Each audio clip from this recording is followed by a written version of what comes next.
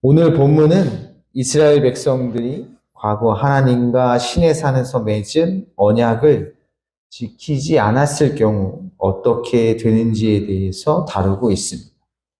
우리가 어제 살펴본 것처럼 신명기 4장 16절부터 19절을 보면 하나님께서는 이스라엘 백성들이 그 어떤 형상도 만들어서는 안 된다고 명령하셨죠.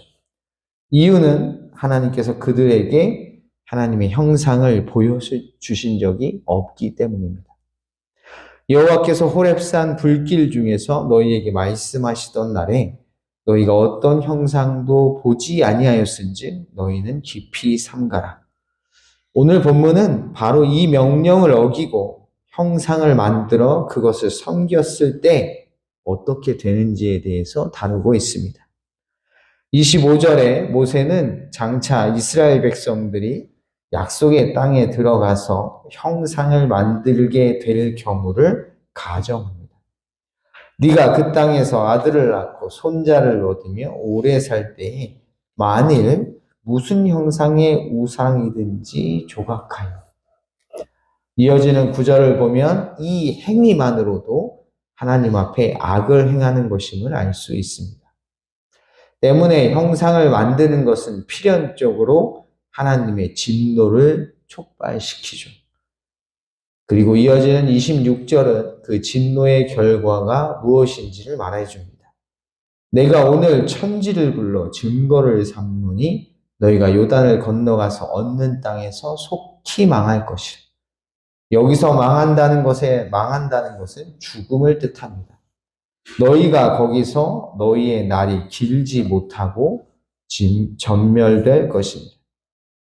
설령 살아남는다고 할지라도 하나님의 심판은 멈추지 않습니다. 여호와께서 너희를 여러 민족 중에 흩으실 것이요 여호와께서 너희를 쫓아보내실 그 여러 민족 중에 너희의 남은 수가 많지 못할 것입니다. 이 말의 의미가 무엇입니까? 살아남은 자들은 다른 나라의 포로가 되어 종으로 전락된다는 것입니다. 하지만 하나님의 심판은 거기서도 끝나지 않습니다. 우리 함께 28절을 읽어보겠습니다. 말씀을 읽습니다. 너희는 거기서 사람의 손으로 만든 바 보지도 못하며 듣지도 못하며 먹지도 못하며 냄새도 맡지 못하는 목석의 신들을 섬기리라. 아멘. 쉽게 말해 다른 나라의 포로로 끌려간 그들은 이제 어떻게 된다는 것입니까? 그 나라의 신들을 섬기며 살게 된다는 것입니다. 그런데 여기서 우리가 주목해야 할 것이 있습니다. 그것은 바로 그들이 섬기게 될 이방 신이 어떤 신인가 하는 것입니다. 여러분, 그들이 장차 섬기게 될 이방 신이 어떤 신이죠? 방금 읽은 구절은 이렇게 말하고 있습니다. 사람의 손으로 만든 바 보지도 못하며 듣지도 못하며 먹지도 못하며 냄새도 맡지 못하는 목석의 신들.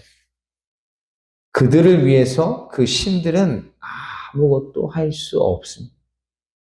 그저 이름만 신이라 불릴 뿐 아무 능력도 없는 나무에 불과할 뿐입니다. 여러분, 지금 이스라엘 백성들이 왜 다른 나라의 포로로 끌려와 종으로 전락되어 억압과 착취를 당하고 있습니까? 왜죠?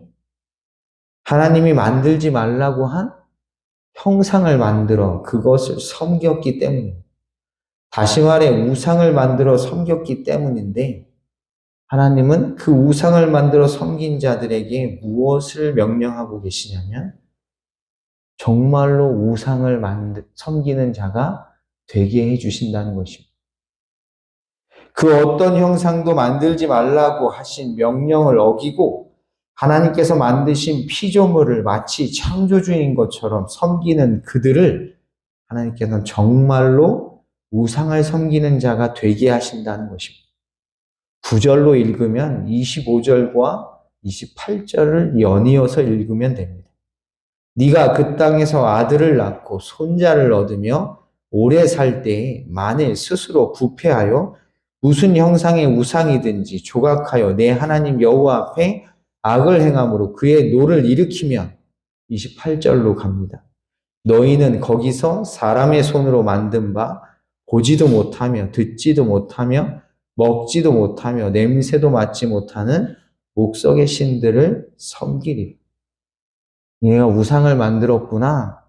그래, 정말로 우상을 섬기는 자가 되게 만들어 주시겠다는 것입니다. 그렇다고 해서 모든 것이 끝난 것은 아닙니다. 29절을 보면 포로로 끌려간 이방신을 믿는 그 땅에서 다시 하나님을 찾으면 하나님께서는 그들을 만나 주시겠다고 약속하십니다. 그러나 만일 마음을 다하고 뜻을 다하여 그를 찾으면 만나리라. 그런데 여기서 우리가 결코 간과해서는 안 되는 것이 하나 있습니다. 그것은 바로 그들이 다시 마음을 다하고 뜻을 다하여 하나님을 찾게 되는 이유입니다. 여러분, 그들이 다시금 간절히 하나님을 찾는 이유가 어디에 있습니까? 이 질문에 대한 답은 29절 상반절에 있습니다. 그러나 네가 거기서 내 하나님 여호와를 찾게 되리니. 그들이 다시 하나님을 찾게 될 것이라는 것입니다. 그들이 원해서입니까? 아니요. 하나님이 그렇게 해주시겠다는 것입니다. 30절을 보면 보다 분명하게 알 수 있습니다. 이 모든 일이 내게 임하여 환난을 당하다가 끝날에 네가 하나님 여호와께로 돌아와서 그의 말씀을 청종하리니. 하나님의 명령을 어겨 진노의 심판을 받고 다른 나라의 포로로 끌려가 억압과 착취를 당하며 우상을 섬기는 자가 되었지만 그 모든 환난이 끝나고 나면 반드시 다시 하나님께로 돌아와서 하나님의 말씀을 청종하게 된다는 것입니다. 왜요? 그들의 하나님이 자비하시기 때문입니다. 내 하나님 여호와는 자비하신 하나님이시라. 그래서 그들을 버리지도 아니하시고 멸하지도 아니하십니다. 그가 너를 버리지 아니하시며 너를 멸하지 아니하십니다. 그러면서 마지막에 이렇게 말씀하십니다. 네 조상들에게 맹세하신 언약을 잊지 아니하시리라. 우리는 여기서 매우 중요한 사실 하나를 발견하게 됩니다. 그것은 바로 하나님과 인간이 맺은 언약을 끌고 가시는 것은 누구이십니까? 하나님이십니다. 인간이 아무리 열심히 지킨다 할지라도 그 언약은 깨질 수밖에 없는데 그 깨질 수밖에 없는 언약을 끝까지 끌고 가시는 것은 하나님의 자비하심에 근거합니다. 또 하나 우리가 알 수 있는 것은 바로 하나님과 맺은 언약을 신실하게 이행하지 않는 자에게 심판을 내리시는 궁극적인 목적이 그들을 멸하시는 데 있지 않고 다시금 하나님께로 돌아오게 하시기 위함이라는 것입니다. 하나님께서는 시내산에 강림하셔서 이스라엘 백성들에게 그들이 반드시 지켜야 할 계명을 주셨습니다. 그리고 그 계명은 신명기 4장 13절에 나타나듯이 하나님께서 친히 두 개의 돌판에 써서 주신 십계명입니다. 그리고 이 계명을 어기는 자에게 하나님께서는 진노의 심판이 임할 것이라고 분명하게 경고하셨죠. 그리고 그 경고하신 대로 언약을 깨트리는 자는 심판을 받습니다. 하지만 심판이 끝나면 그들은 다시 하나님을 찾게 될 것입니다. 왜냐하면 자비하신 하나님께서 그들에게 인자를 베풀어 주실 것이기 때문이죠.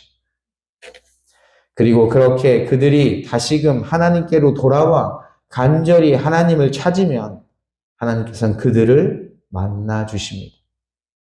만일 마음을 다하고 뜻을 다하여 그를 찾으면 만나리라.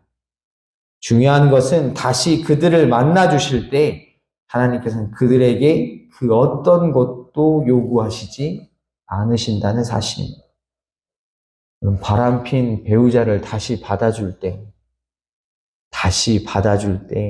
그냥 받아주나요? 아니면 뭘 받나요?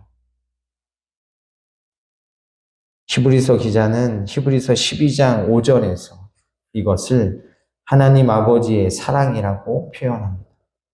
내 아들아, 주의 징계하심을 경히 여기지 말며 그에게 꾸지람을 받을 때에 낙심하지 말라.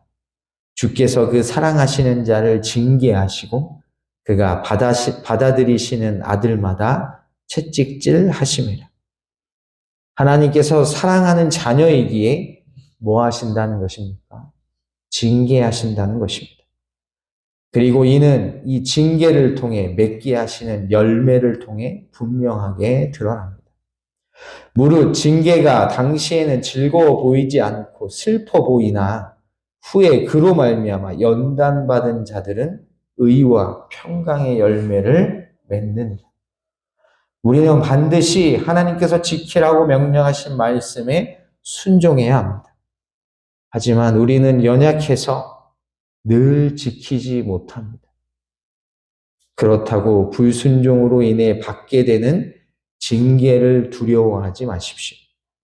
왜냐하면 하나님의 징계는 우리를 온전한 하나님의 사람으로 성장시키기 위한 하나님의 자비이기 때문입니다.